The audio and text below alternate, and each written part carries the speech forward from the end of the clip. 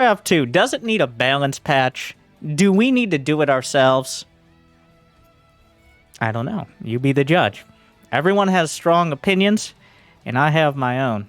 Hearthstone recently reacted to Loco's balance suggestions, which were a bit of a reaction to my own balance suggestions. And I think we've kind of reached a critical mass in SC2 where it's obvious right now that after a couple years of the intern's best lunch break work, balance patches are not something on the horizon officially in SC2, or at the very least, are probably not something we can look forward to.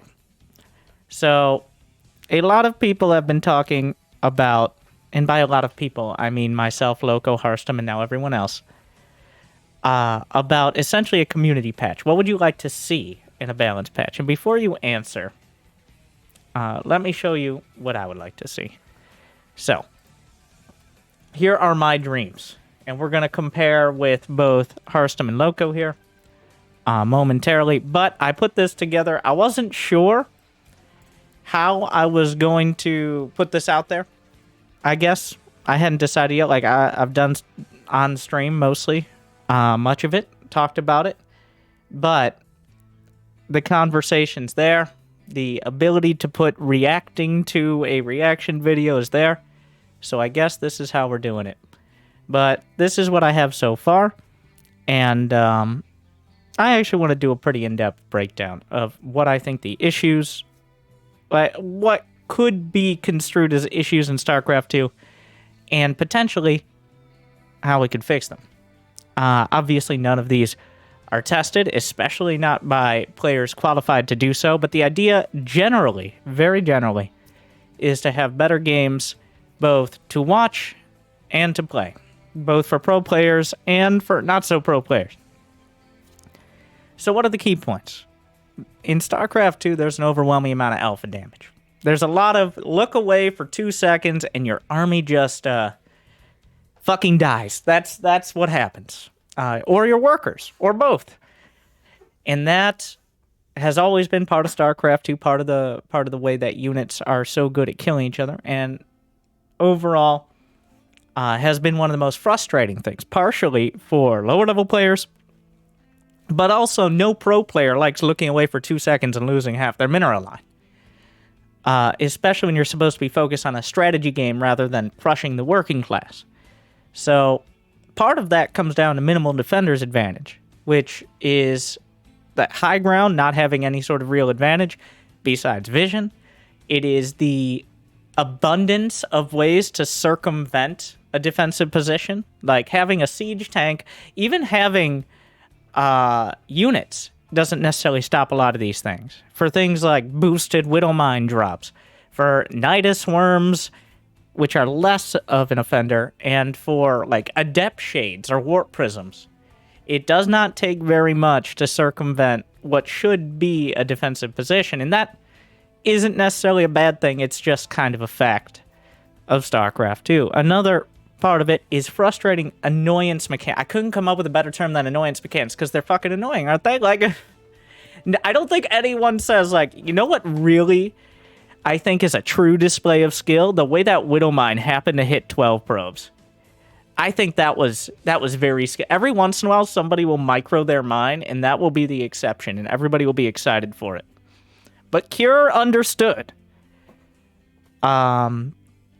before many other people, the power of Widowmines. I think they are probably the best example of an annoyance mechanic, but just in general. So those are the key pain points, I guess, is how to describe them, in my opinion, in StarCraft 2, and I don't think it's very controversial to say so. Though, leave a comment, right? And the goal of this is to create more varied mid-game options, especially in PvZ and PvT. Let's be honest, redesigning Protoss half a dozen times since just Legacy of the Void, and let's do a little more, because there are a few underlying issues, and if we have dreams, well, that's what we're here for. The other key is to make late-game control Google doesn't think these are real words. These are real words. Okay, believe it. And they're one word. Make late game control more dynamic and accessible. More focus on tactics and positioning and unit composition than on mass spellcasting or babysitting a death ball. And just generally less frustrating. So that's a very big thing and very difficult to do, especially with just a few tweaks. But generally working towards that goal, I think, is a good idea. And then reducing the amount of annoyance mechanics at all stages, aka the amount of things that feel kind of terrible to play against and really don't feel great. Like, I have strong opinions on Widow Mines, but when I play Terran and my Widow Mine just happens to hit 20 Banelings when I'm not looking and I look back, oh, good job, me. Yeah, that's not really the compelling interactive gameplay that necessarily I want to see or play. So, with that said, now even more details, even more specifics. Terrans always felt like the don't look away for 2 seconds or you lose the game. But at the same time, they have some of the strongest tools that require the highest APM to use well. They have the strongest core units in Marine Marauder Medevac, but they're only used by that top 0.001%. aka it's like Clem and Maru, and occasionally somebody else pops up, but like on the ladder and generally, it's just so hard to use them that well, and that's really the struggle. The reliance on Widow Mines against Protoss and later game against Zerg feels like a mediocre design that allows for little to no counterplay and a little risk to the Terran. And Ghost Liberator is the strongest late game, but relatively fragile. If you do it right, it looks broken. If you don't do it right, you look useless.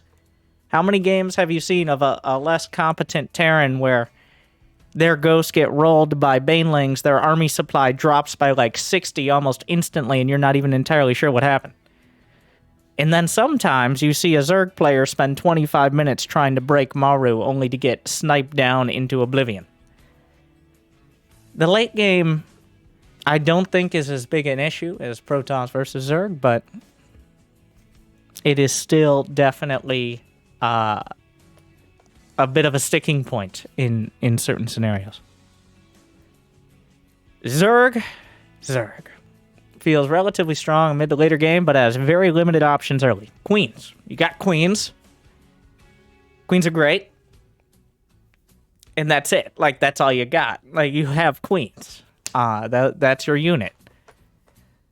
The Zerg doesn't really have any early worker killing options. Not like Widow Mines or Liberators or Oracles or Adepts. Trying to run Zerglings in past a wall just isn't nearly as reliable or as high potential as a single Widow Mine drop or one Oracle. So they do have to have a more stable defense in order to balance that out. All their options for worker kills are significantly more investment and relatively easy to prepare for, which kind of continues to create that reliance on having good defense. It's hard to compete with Terran production in the mid-game or face a Protoss without all-inning. Mutas are too fragile, Hydras are a big investment that delays other attacks, and Roach Ravager is super supply inefficient. Mass Ling Bane requires an incredible level of larva production as well. These are not necessarily you can't do it, it's just you have to be very committed to one of these things. Late game Hive Tech options are underwhelming, but except for Lurkers, which are overwhelming. Ultras are too clunky, Brood Lords are like more expensive, shittier Lurkers. Vipers are great, and so are Infestors, but they struggle against other spellcasters overall. Protoss. Oh, Protoss. Oh, Protoss. Oh, Protoss. I want to say right now, before anyone... Like, I want you to confirm your biases right now. Whenever I talk about Protoss, automatically, I think even Protoss players are wondering how it's going to get nerfed. Because Protoss has always been oh, what unit is going to be nerfed or buffed for some dumb reason this time? Like, the reaction to Protoss is just unique. Like, Terran and Zerg buffs, nerfs, nobody's like, oh, the Ghost is now 5% gooder. It's like... But with Protoss, we've had a lot of major changes over the years, and I still think more are needed. And it's because of warp gate research, in my opinion. The ability to warp in units anywhere, via the warp prism especially, you can circumvent almost all conventional defenses. Basic gateway units are pretty mediocre relative to Marine Marauder, relative to Hydroling Bane. Pound for pound, Zealots, Stalkers, Adepts just don't stack up. To balance this, their power units have always been strong, but usually that means a whole lot of splash damage. Almost all units that are not gateway units, there's like the Immortal, and then Stargate units, but that's kind of a different thing as well. Warp Gate is currently a direct upgrade. It's literally just, you now have Warp Gate, it's better. It builds quicker. It doesn't leave a lot of strategic options. It literally, they made it an auto-cast upgrade because it's just better in every way. The strength of many spellcaster units. So these are the units that have active spells or abilities for Protoss. Just in no particular order: Templars, Sentries, Disruptors, Blink Stalkers, DTs, Adepts, Oracles, Phoenixes, War Prism, Mothership, and Void Ray. And technically, you can also include the Nexus, Zealot, Carriers, Immortals, and Shield Batteries. Those are the units and buildings with abilities that you could technically manually control. Good luck. So the thing is, you only need a few of them in each composition. And it does make it feel frustrating because those units, even individually, are so powerful they can be very tough to deal with. It makes it difficult, though, for top-level players to consistently perform at the same level as their Zerg and Terran counterparts, because you have to keep track of so many things. Like, you can easily win a best-of-1 as a Protoss player, but best-of-7s are very rare. For example, European Grandmaster has been around 50% Protoss, but Protoss hasn't won a Premier tournament in years. And yes, they win a lot of the Open Cups. They can still do well, but there just isn't the consistency. And you can complain. Oh, spoilers, by the way. I don't know if we've revealed the true purpose of this video yet, but right now, according to Oligulac, which is both highly controversial and the best ranking system we have, these are the current rankings. And the one thing it rewards is consistency. If you consistently do well against top players, your ranking goes up significantly. And this is not a unique leaderboard. Recently, over about the last year, there's been a max of 2, maybe 3 Protoss. Remember, there are 3 races in StarCraft 2. So while Protoss can be frustrating to deal with, being consistent at the top level has always been a significant issue. So we'll just keep that in mind, partially because of my already prefacing all this with, don't just nerf Protoss because you hate Protoss, right?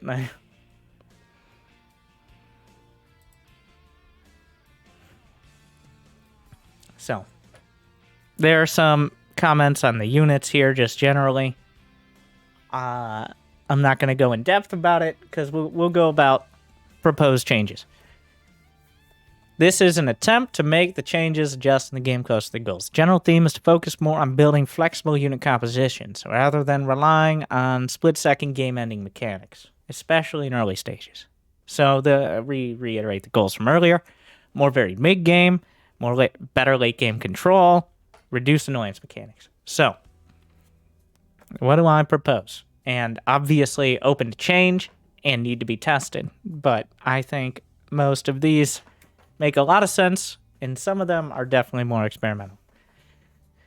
Nexus Observer. The Observer can now be built from the Nexus after creating a robo. Can still build it at the robo. You now no longer sacrifice the scouting that a Stargate brings by building a robo.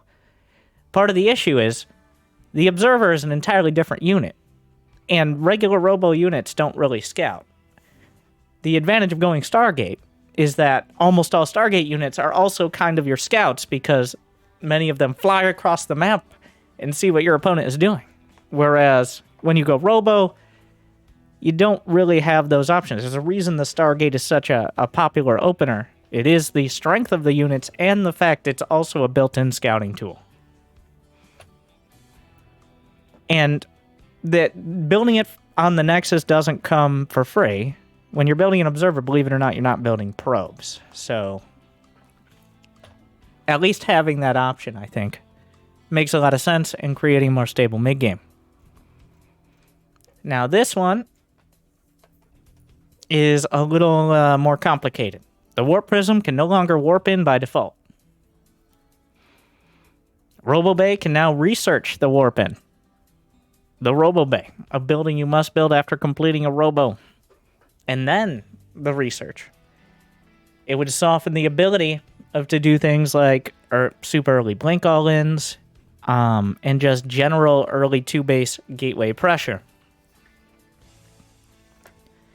Of course, it would also take away a lot of ground potential for Protoss players early on. So, I've thought for a long time, so many games decided by whether or not the Warp Prism gets into the base, and many of the times it feels partially a gamble, and a gamble that really sucks to lose on either side.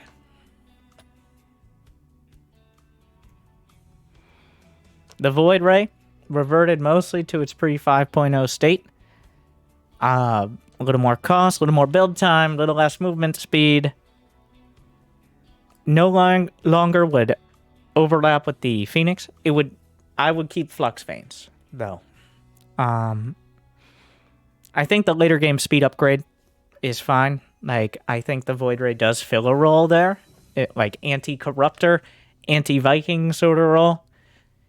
And there really is nothing else on the Stargate that fills that role. So I think having that option is perfectly fine. It makes sense. But right now, honestly, Void Rays are used less for mid-game defense, which was why they were buffed in the first place, and more as either just straight up the opener, just completely negating Phoenixes. I don't have any Phoenix buffs in here, but I think there is room to buff the Phoenix to fill a better, like, early game role. And now for complicated things. The Carrier. So interceptors now have lower target priority. Every unit in the in SC2, or the vast majority of units with a few minor exceptions, has the same targeting priority. That means units will automatically attack the closest threat. Whether that's an interceptor, a marine, a zergling, units will attempt to attack the closest threat. For example, the Thor always prioritizes air threats. That was something that was coded into it. It can be changed. If you make the interceptors a lower priority, it makes it easier for units to just try to take down carriers. I don't know how that works in practice, but I think it'd be definitely something interesting to test. The carrier build time increased, and cost increased, and supply increased to 8. But it now starts with all their interceptors, and interceptor build time is reduced slightly. The idea is the carrier becomes more of a support role as opposed to literally most of your army. And with a different threat priority, once again, theoretically, I'm not sure how well this works in practice, you wouldn't lose as many interceptors in smaller skirmishes. So this would increase the value of having a few carriers in smaller fights, but decrease the value of focusing your entire army around carriers. Because you wouldn't lose as many interceptors and the money for them, but at the same time, it would be harder to mass up carriers. So, I don't know exactly how that will play out, but I think it's pretty, dealing with a swarm of interceptors on a dozen carriers with anything else going on. Like, I think Terran and Zerg have options. Like, Vikings and Corruptors kill carriers just fine. And then one storm rolls in.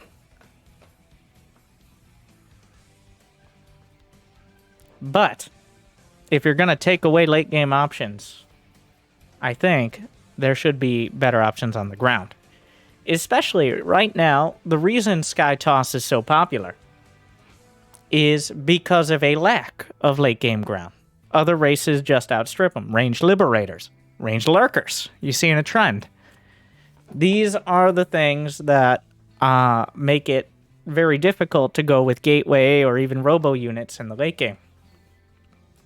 So, a new Templar Archives upgrade or a Cybercore upgrade unlocked with the Templar Archives. Polarity Charge. +2 Stalker range. That would bring it to 8, which would severely outrange. It would outrange a Hydra slightly. It would still be less than a Lurker or a Tank or a Liberator, but it would bring it closer and give the Stalker a more support role. And then, now this one, many of you might recognize, Hardened Shields on the Immortal. The Immortal, damage reduced to 10. So, you need a lot of small attacks as opposed to just big power units. It would be a lower priority, so the barrier would still trigger. You couldn't, like, lose all your shields and then the barrier. Oh, good. Now One, I have your thank you. attention. Clamor nipples. Thank you for 10 months. I don't know if this would work how I imagine it working, but reducing EMP damage to 10. It'd be interesting to see how that works out. There are no things that outright reduce EMP. The thing about EMP is that everything has shields for Protoss. So the amount of effective damage one EMP does, especially just wipes out ground compositions. The idea is the Immortal is now a more direct counter to ground units and can tank things like Liberators or even maybe Broodlords. Yeah. So these are supposed to fill more of the later game role that right now the Void Ray and the Carrier do. Obviously, a lot of this needs experimentation, and remember, I immediately said, as soon as we started talking about Protoss, we're not here to nerf Protoss, but we are here to change it significantly, I think. So, there are a few other potential changes I think would be interesting, but Protoss, unfortunately or fortunately, gets the brunt of these. Let's talk about Terran. The Widow Mine now takes up 4 transport slots. It gets the Hellbat treatment. I feel like it should have had this a long time ago. So, very key. Not removed from the game, but this means you can only fit 2 Widow Mines in a medevac, or 1 Widow Mine and 4 Marines. It would just take up more slots in the medevac. And I couldn't come up with...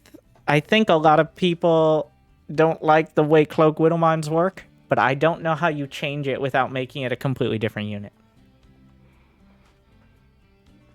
So, I think this removes a lot of the early game shenanigans. Remember, this is combined with the Warp Prism and Void Ray having reduced early game effectiveness. The idea is this is not in a vacuum as just a straight up nerf. It is a nerf along the same lines. And then, the unit I think should be the late game Siege, a defensive unit that allows you to do a lot of damage. It's in the name. It's a siege tank. Build time reduced. Did you know the Widow Mine? I was looking through the patch notes of SC2. The Widow Mine had its build time reduced from 28 to 21 seconds. like 3 years ago. I think this was before tank event. It was more than 3 years. I can actually, let's look it up here. But the build time was reduced. And remember, you can build Widow Mines on reactors. So, yeah, in 4.1.1, which was 2017. Remember, good year. When were tank evacs removed? Ah, so it was trying to fill that same role, I see. Tank evacs were moved in 2016, after 2 years of attempting to fly tanks around. Yeah, that was an interesting time. I think the siege tank should be the go-to late-game siege unit. I think both Widow Mines and Liberators fill their roles probably too well, and that's what kind of keeps the tank from being as strong, because the tank has all the vulnerabilities of a ground unit, a relatively immobile one. So I think bringing the build time down in general means you have a little bit better options against early attacks, and just building up a tank count. It's around 10%, not significant, but also a late game option in kinetic strike cannons, which just sounds cool. Siege tanks in siege mode do plus 15 and plus 15 shields to their primary target. This is something to deal with Archons, Immortals, Lurkers, essentially giving you options to not be reliant on Liberators. I think Liberators have stepped too hard into the siege tank role as like a late game option as opposed to a support option. And fighting against Liberators feels terrible, partially because of, as I'm about to explain, threat priority. So, a change I would make. The Liberator has higher threat priority than standard ground units, and the supply cost raised to 4. So what happens with a Liberator is, if there's a Marine 3 range away, and a Liberator 4 range, your Stalker will hit the Marine. Or if there's a Zergling. I don't know why there'd be a Zergling and a Liberator now that I think about it, and this is what creates such a struggle, especially with Liberator range. Now, the problem with this is that maybe eventually just have Stalkers running off past siege tanks into Liberators, and it creates a bigger problem. So these are all very, gonna have to really test these out kind of changes. But just the way, especially against Protoss, but just in general, the way Liberators work creates a very frustrating fight. I think siege tanks you can micro against. Siege tanks do splash damage. You can micro against splash damage. A Liberator just punches you in the face really fucking hard. And, you can't dodge it, really. Technically, you can blink it, but, you can't dodge it. There's not really any entertaining micro. It's just, fuck everything in this general area is the Liberator's job. And it does a very good job. And that's the problem. So. Ghosts. Steady targeting disables Cloak after being used, and the range is reduced to 9. Why do you get to take a shot? You gotta at least recloak. Use all that extra energy. A planet-side inspired change. This is more for versus Zerg.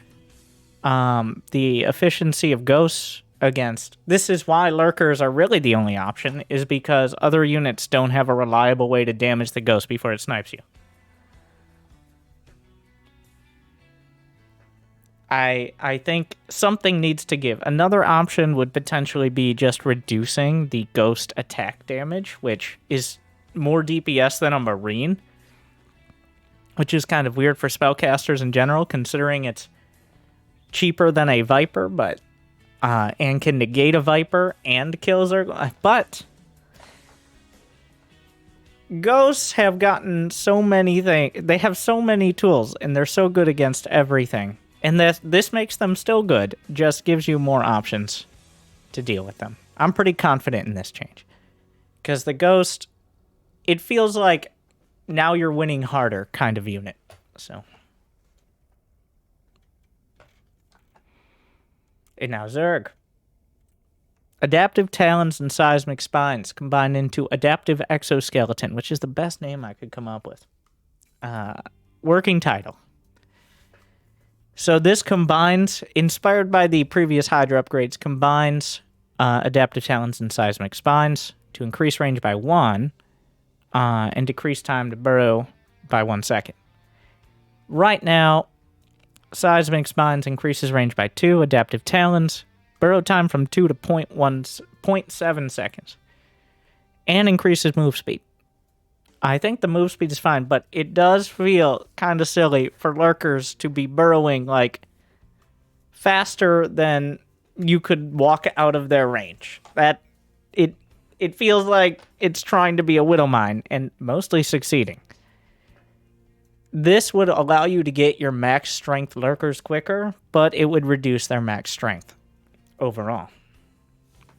The idea generally being, this way, stalkers, immortals, siege tanks can counter them better in general, but all of those units, things like liberators, have been brought in line as well. So this essentially means reducing the amount of no-go places, because I think that's what really slows down the late game overall, and you'll see some more changes like that, is there are so many units that kill everything within a certain range. You end up dancing around with your death balls instead of actually fighting each other. I'm just here to make people fight each other more. That's what this is all about. In every sense of the word. Moving on. The Ultralisk. The towering attribute. And reduced model size. The towering attribute is already used on the Colossus, though it's not listed as such. It allows you to walk over non-massive units, not buildings, not minerals, anything like that. But why can't they walk over minerals? Don't worry about... I'm not sure what this would look like, but at least reducing the model size as well. Ultralisks are too fucking clunky, and partly the Ghost nerf would be a buff to the Ultras, which are their major enemy. Making it a little easier for the Ultras to survive or close the distance. So, everybody wants more Ultras. Everyone wants more Ultras. I want more Ultras. That's what's important. Ultras are cool. They just have always been terrible. So... partially because they need to go on a diet. And I hope in the future we can. Now the Queen.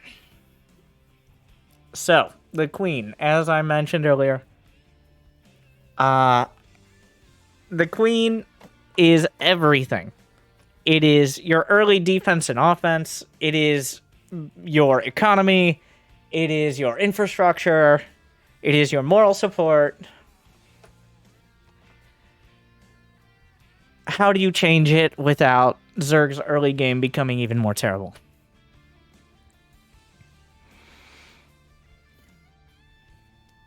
Well, this is what people didn't even realize it didn't have.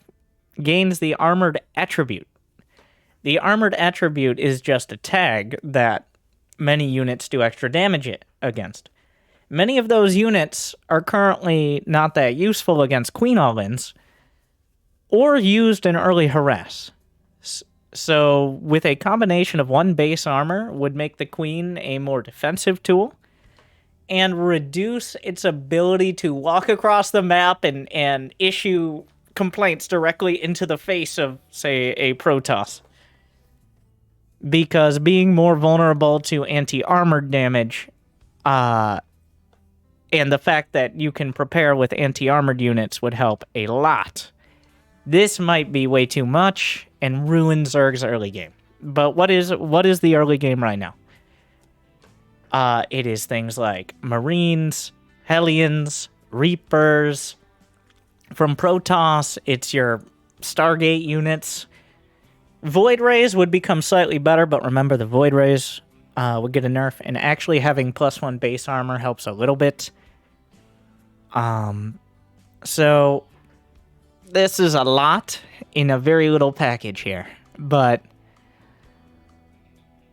something needs to be done. Like, it was fun, the queens were walking across the map for like 6 months. But after like 2 years of Brenda's knitting crew coming and issuing close range complaint, like, queens should not be an offensive unit. This is mostly to allow ground toss to deal with it. I don't think it's a big issue against Terran. I don't think this affects Terran that much. But we need to stop. It needs to stop. Like, it's a problem. The walking across the map, it's a mess. It's ridiculous. It happened, like, the fact that it happened, there's pretty much 2 ways Protoss versus Zerg goes. It is either the queens successfully march, or we're going to be here for like 45 minutes. Yeah, there are other options here, but I think along the lines of other changes, like, this is definitely, I don't think Zerg needs, really, honestly, Zerg could use some early game buffs and then changes to the later game. But there's a lot of risk there. So I think everyone agrees, including myself, that the queen fills too many roles right now. And this is an attempt to change that a little bit, but that is definitely a very debatable one. I will agree. Now, Broodlords. Ranged increased to 11, but speed decreased by about 20%. Yes, I did some math. The idea being, it is your late game siege, but if you ever put it out of position, this would give it more range than a ghost. It would give it more range than most things on the ground, but in general, it is intended to make it the late game siege option and have the lurker be more of a mobility damage option as opposed to your siege. And it kind of is an innate counter to siege tanks and just ground in general. The Broodlord has been an issue in SC2 for a long time. So the problem with the Broodlord, and the problem with many things, is just unit clutter, is how I'll describe it. The carrier, late game bio for Terran, I think suffers from this a bit as well. And things like Broodlords and Swarm Hosts from Zerg. Not even necessarily free units, just having so many units, it's effectively impossible to control. The way this was balanced out in Brood War, for example, was you could only control 12 units at a time. And as Loco very well knows, you can control all of your Zerglings and Broodlords with a single key in SC2. And they will follow you. And adding units that add even more units to the field makes it very difficult to focus on anything. It's kind of hard to tell exactly what's going on in fights. If the Broodlord was just a Guardian, and it did like an attack from range instead of spawning Broodlings after throwing them down onto a tank or something, I think it'd be a lot easier to balance. But the Broodlord is definitely in a weird spot right now. And I think it probably should be the late game siege without being a it's very hard with Zerg. I think Zerg right now needs help in the early mid game, like I think and I'm going to be going over some more proposed ones soon from Harstman Loco. And maybe there will be some non-Dutch people who have something to say, but for now. But it is hard. Like, after thinking about all this, I will say, and this was very hard. Like, I'm not confident in the Broodlord at the Queen change. These are throwing things out there. When you put numbers like this, I know numbers make it sound like it's a done deal. But numbers can be changed. Just play Age of Empires 4. So this is just to put a number out there, give an idea, and debate whether that number should be higher or lower. That's what many of these are. Like, if I had to make one change for each race, it'd be the Nexus Observer. It would be the Widowmine Transport. And then for Zerg... Oh, yeah. Actually, this. I forgot. The most important change of all. Slime balls.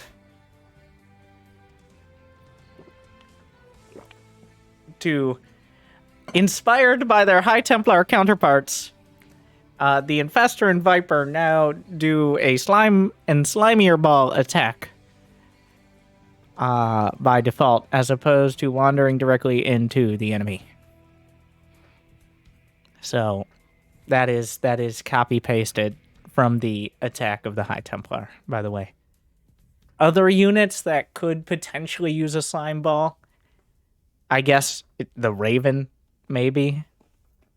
Though the Raven is a bit of a weird one.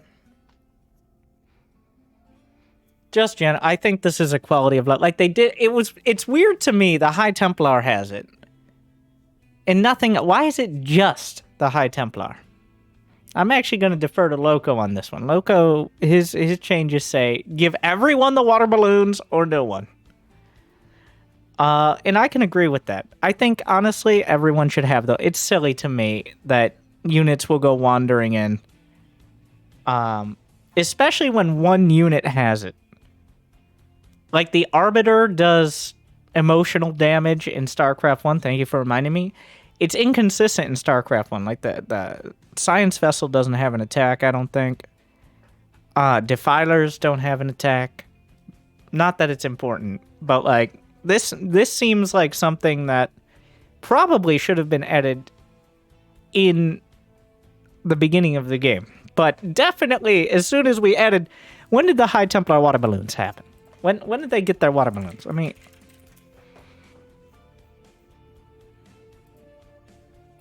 Oh yeah, we went back and forth on feedback. Psyblast. In 2017.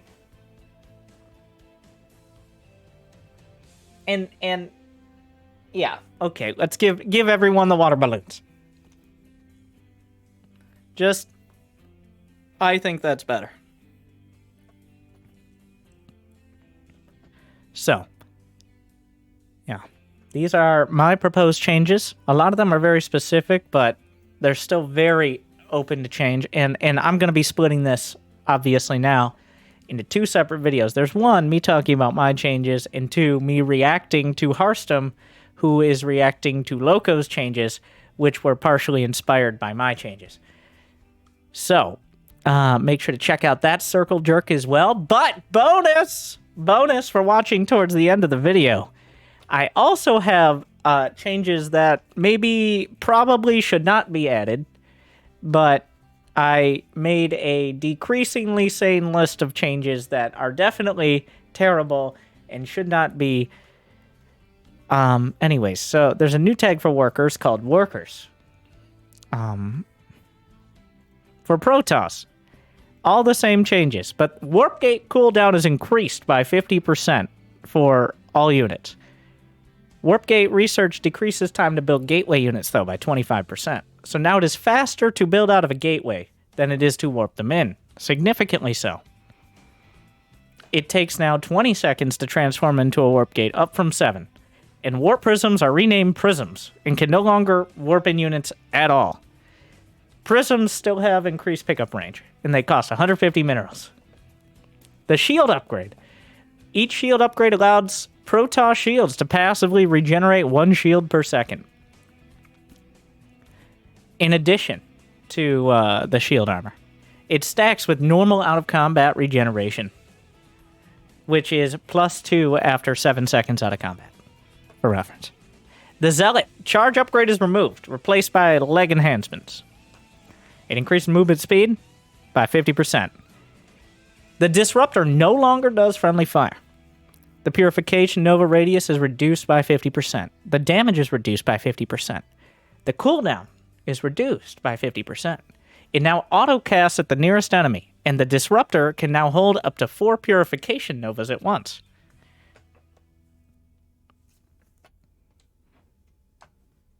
Also Stalker range. Totally a disruptor. And then the Immortal. Using Blink now disables the vision of a unit for 1 second. We don't mind. Removed from the game. It's a spider mine. We're going downhill a little. The Ragnarok ability is now researchable at the fusion core. Ragnarok now increases the fire rate of all Thor weapons by 100% for 10 seconds, but disables Thor movement and attacks for 30 seconds. It can only be used while being transported in a medevac, and it destroys the medevac on use. The Thor crashes to the ground and unleashes fire in all directions. Nuclear missiles are now produced on autocast when the Ghost Academy is idle. Cannot be turned off. If the nuke is not fired within 2 minutes, the nuclear missile explodes inside the Academy, doing splash damage in 69% of the radius of a standard nuke. The nuclear missile will always land. Every second you stay on target, the nuclear missile becomes more accurate. If it is less than 50%, it may go behind the Ghost. So the nuke will always land somewhere. The battlecruiser can now land on a Ghost Academy and load nuclear missiles that fire from the Yamato cannon launch tube.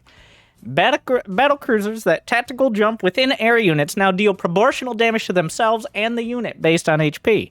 And tactical jump has a 10% chance to send a battlecruiser into an alternate version of the same game, deleting it from the timeline. I think these are reasonable changes. And last but not least, Zerg. Vipers can now abduct queens, placing the queen on their back and allowing them to control to the Viper from the air. And this allows the use of both Viper and queen abilities. The Ravager is no longer morphed from the Roach, but instead 2 Roaches fight to the death, and the survivor becomes a Ravager. So the Swarmling upgrade is available, and the Parasite ability from Brood War. Yeah, these are a little less. I'm not as confident in these changes. But I think there's some... This is the probably shouldn't get too creative list, in case you were not paying any attention. This is the ambitious and dramatic changes, aka fucking... No, let's not do that. So... subject to change and experimentation, but I'm glad I could get the ball rolling on this. And hopefully that inspires more people. Like, oh, who's this? Just for comparison,